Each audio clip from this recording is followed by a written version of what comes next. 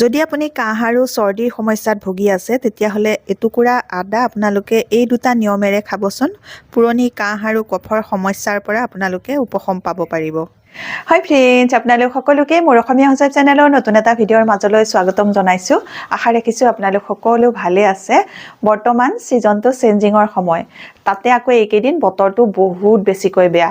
এই গৰম পৰিছে, এই ঠাণ্ডা পৰিছে, এই বৰষুণ দিছে, এই ৰ'দ দিছে, মানে বহুত বেছিকৈ বতৰটো বেয়া। তাতে আকৌ মই ৰাতিপুৱা খোজকাঢ়িবলৈ ওলাই যাওঁ, এই ঠাণ্ডা পাওঁ, এই গৰম পাওঁ, গতিকে মোৰ চৰ্দি আৰু কাহ আৰম্ভ হৈছিলে।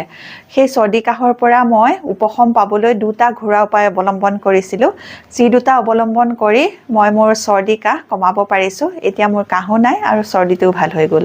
যদি আপোনালোকৰো কাহ আৰু চৰ্দি হৈ আছে তেতিয়াহ'লে আপোনালোকে ঘৰুৱা দুইটা উপায় অৱলম্বন কৰি আপোনালোকে আপোনালোকৰ কাহ আৰু চৰ্দিৰ পৰা উপশম পাব পাৰিব। কেনেকৈ মই মোৰ কাহ আৰু চৰ্দিৰ পৰা উপশম পাব পাৰিছোঁ সেইটো আপোনালোকৰ লগত এতিয়া শ্বেয়াৰ কৰিম।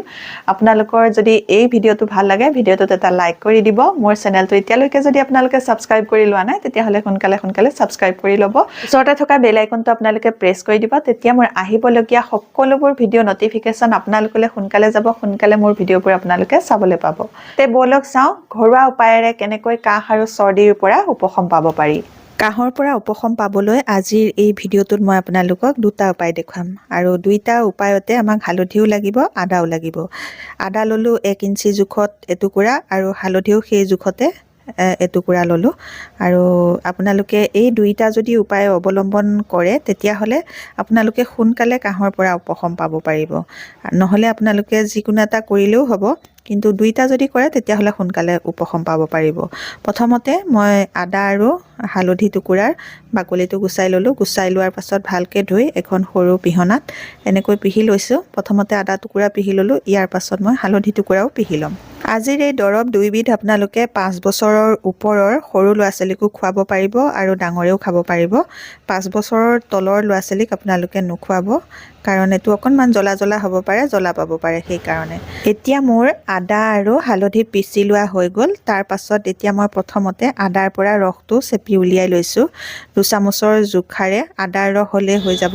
এই দৰৱটো মই এবাৰ খাবৰ জোখাৰে বনাইছোঁ, সেইকাৰণে মই 2 চামুচ আদাৰ ৰস লৈছোঁ। যদি দুবাৰ খাবৰ জোখাৰে আপোনালোকে বনাই থয় তেতিয়াহ'লে ইয়াৰ ডাবুল ল'ব লাগিব। ইয়াৰ পাছত মই হালধিৰ ৰসখিনিও উলিয়াই ল'ম। হালধিৰ ৰস 1 চামুচমানৰ জোখাৰে হ'লেই হৈ যাব।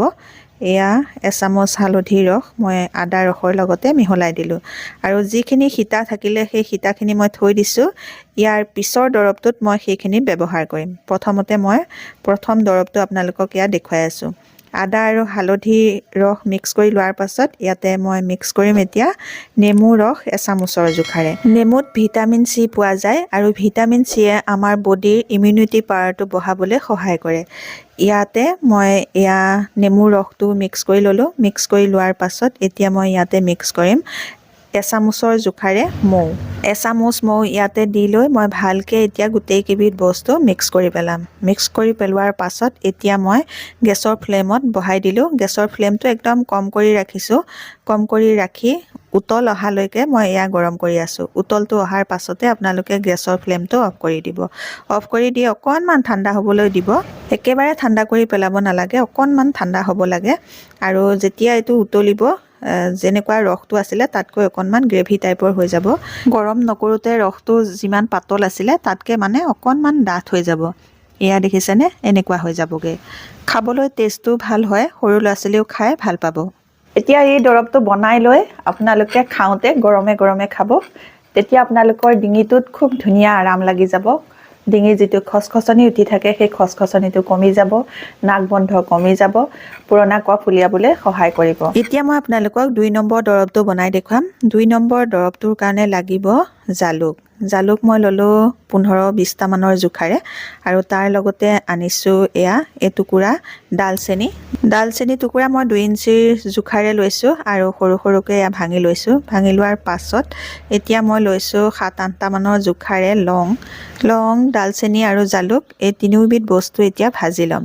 আৰু ভাজোঁতে আপোনালোকে এটা কথা লক্ষ্য ৰাখিব যাতে বেছি ভাজা নহয়, জোখত ভজা হয়।